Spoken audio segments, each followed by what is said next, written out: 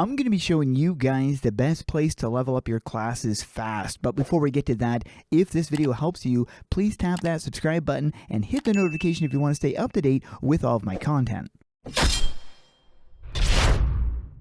Before you get started with grinding, there's a few things you're going to want to have in your inventory, first of which is some kind of class XP boost. Now, this is purchased inside of the thingy in the potion shop. I did purchase some class XP boosts. However, there is a free option for that in the class trainers.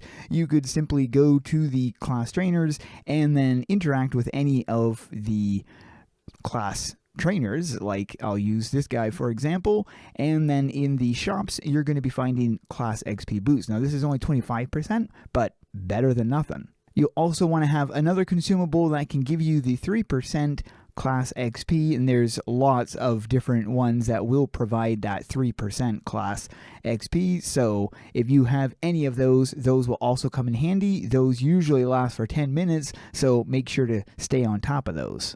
Before I show you the best location for farming, I'm going to show you some of the other options you have, first of which is in Heartwood.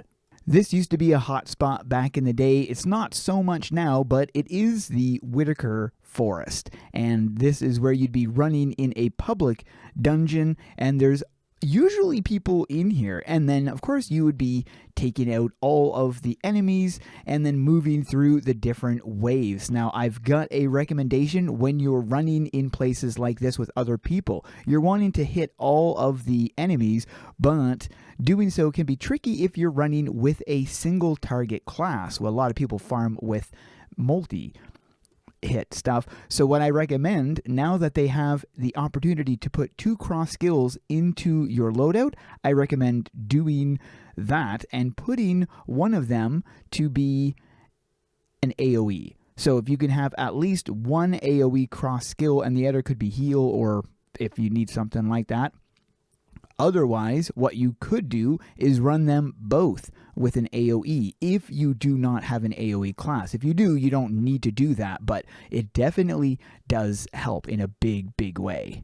If you're running solo and there's nobody else to farm with, then another location that might work is in Death's Lair. It's actually Death's Challenge. Once here, you're going to be heading to the Reaper's Run, which is right here. You can run this in public or in private scaled.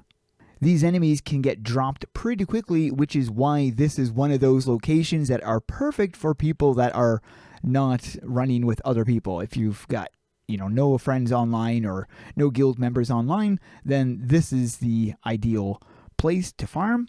Another place I have to mention, because it does give good class XP, is PvP. Believe it or not, this can give you a decent amount of class XP. That's how I got my Berserker to rank 90.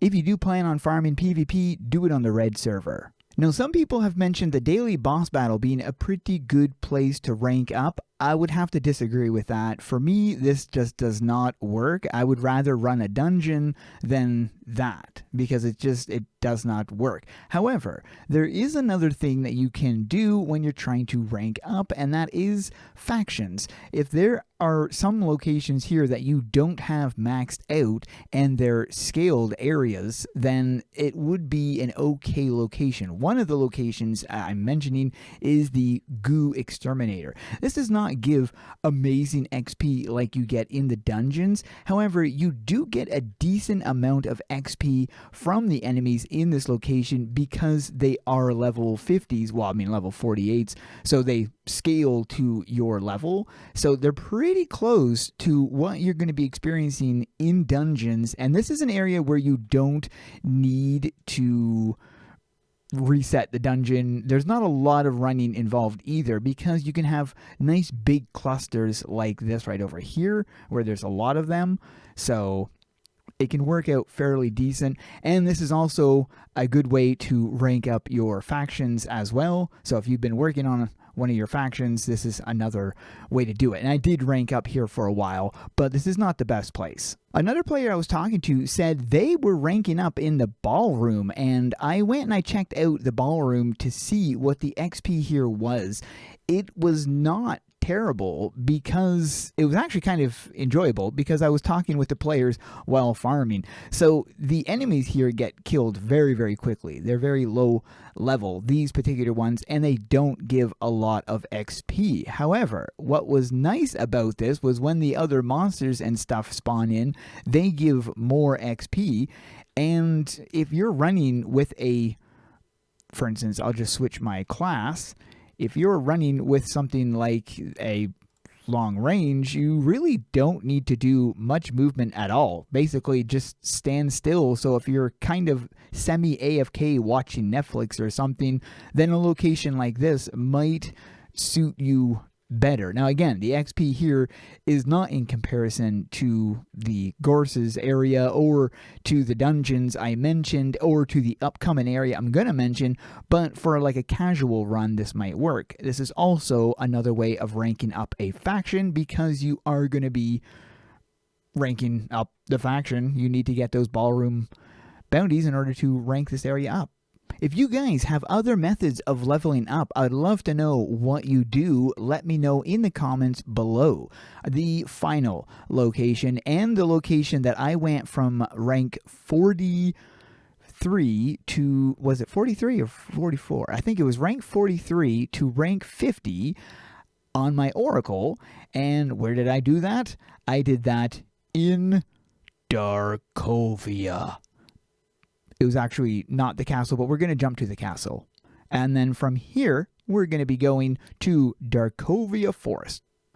And then you're going to make your way all the way over here and talk to Hopper. Now, if you don't have access to this, it's probably because you haven't played through the area, which you might have to do that to get access to the challenge battle.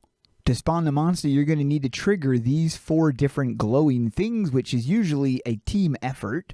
And then once it's spawned, you would then be taking the big boy down.